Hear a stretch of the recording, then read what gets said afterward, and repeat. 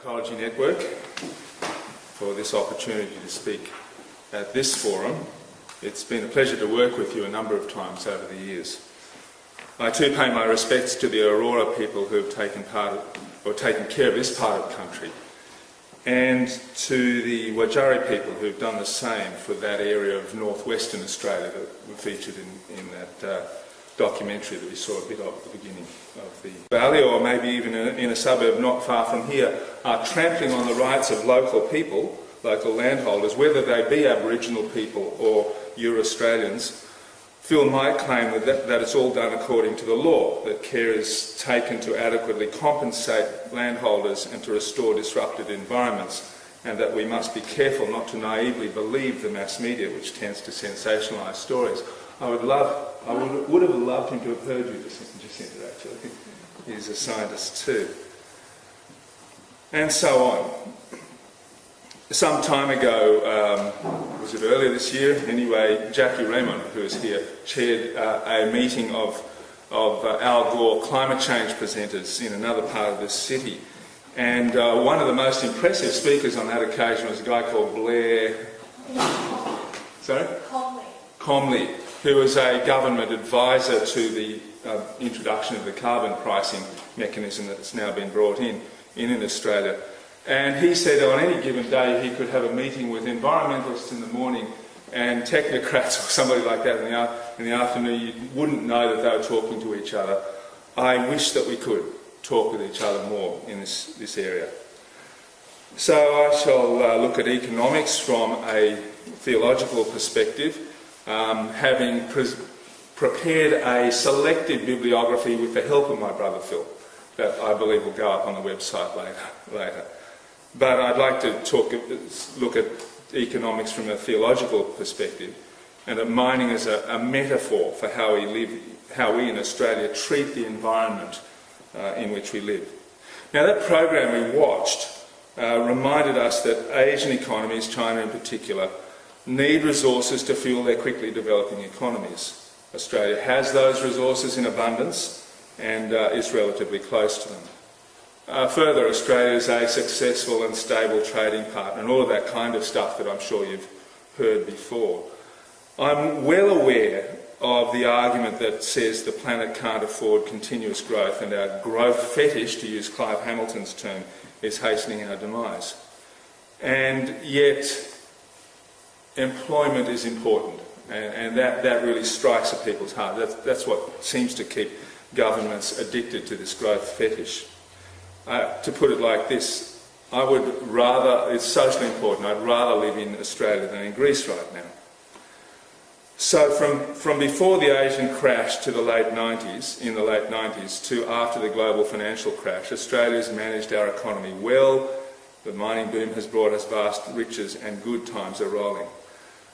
That is really briefly the case for the affirmative, the secular affirmative. That is to say that we should put our faith in mining, although those whom Bernard Keane and Glenn Dyer call ideological warriors continue to deny that the Labor government manages the economy well.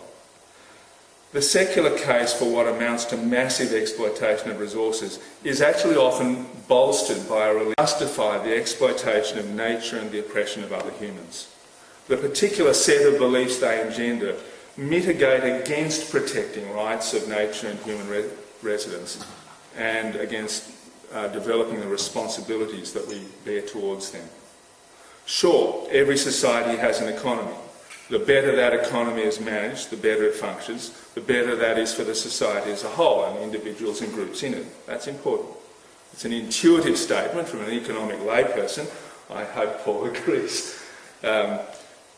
But sure, every technologically advanced society needs the products of mining. My brother Phil suggests that I invite us all to consider what products around us have steel in them, or how did the vehicle in which we got here has its steel in it, and so on, and what we would do without these things. I take his point. Unless we decide to live like the indigenous Na'vi on the moon Pandora in the film Avatar, we need the products of mining. Okay. My problem is that we've become too much like the humans of that film, wrecking environment and acting unjustly towards other beings in a single-minded pursuit of the aptly naming unobtainium, and consequently of great wealth. To cut to the chase, greed is the problem. But although it's necessary to name greed, it's not sufficient.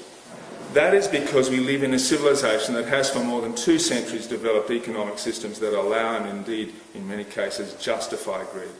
We've developed economic, social and ethical theories and even theologies that need to be challenged and exposed as wrong in order to name greed for what it is. They are challenged, make no mistake about that. Every 10th verse in the Christian Bible, my faith tradition, is about money and possessions. That's far too much to do justice to here, but I'll say 2 things at least.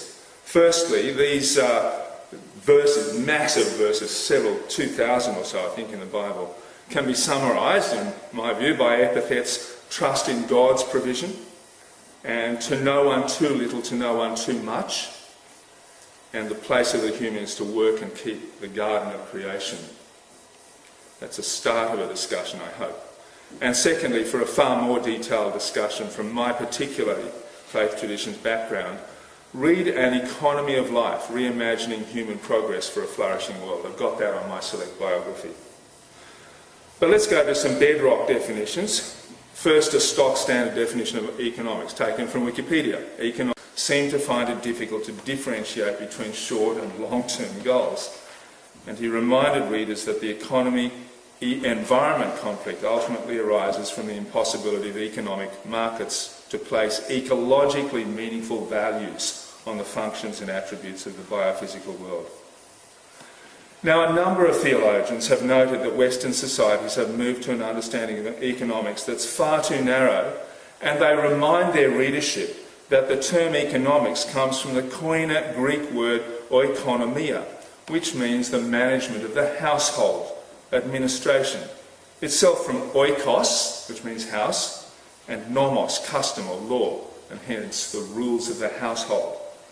That, I put to you, provides a far broader, more inclusive and I think more helpful basis for understanding economics than the narrow definitions of speaking of production, distribution, consumption, goods and services, particularly when one notes that the word oikos was also coined by Ernst Haeckel in 1866 with logos. It was joined to logos to form the word ecology.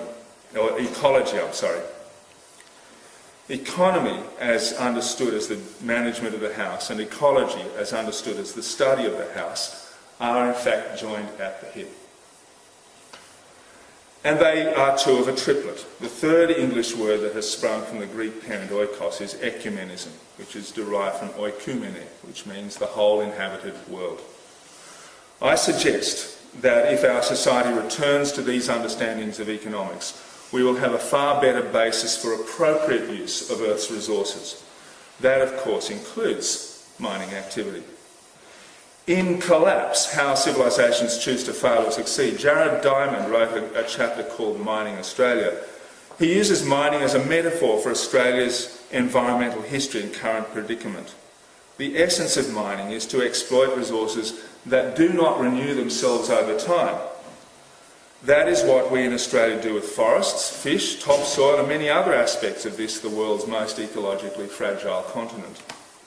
Diamond has been met with fierce resistance, of course not least from Jennifer Murruhasi, another Australian biologist, but a libertarian who has accused him of keeping on making it up. And yet, as late as this week, a Swiss friend who forewent a prominent business career in Europe to migrate to Australia some years ago bemoaned our Australian tendency to keep on selling off the farm to pay off debt. In Diamond's terms, that equates with economic mining. As Lynn White, father of eco-theology, pointed out, all living beings do affect their environments. Humans do this more than all other beings, simply to live. But while our social discussion about how to live is framed by an economic theory that defines economics without taking our environmental context and wider human concerns into account, we are opening the way for our innate greed to take over. And greed is not interested in sustainability. Thank you.